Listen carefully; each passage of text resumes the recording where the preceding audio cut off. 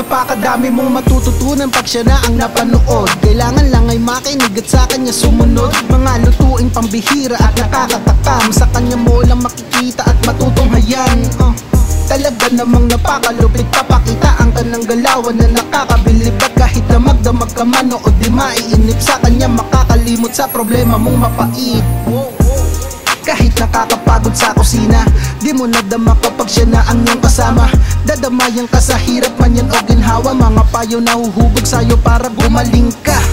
Lahat ng luto masarap, panalo sa panlasa natin at nandito na lahat. Wala nang hahanapin na tiyak ikaw ay mawiwili. Lodi talaga ng lahat tong si Chef Willie. Kakaibang saya ang madarama sa mga luto ni Chef Willie. Di na mag-iisa, may kasama ka, makapasaya.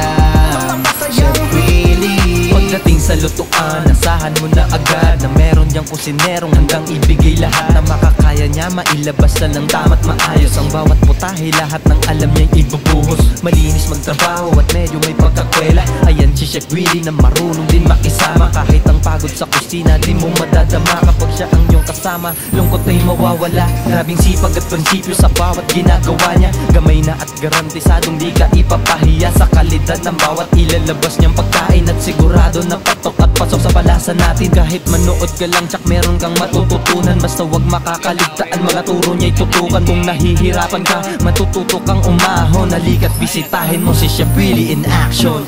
Kakaibang saya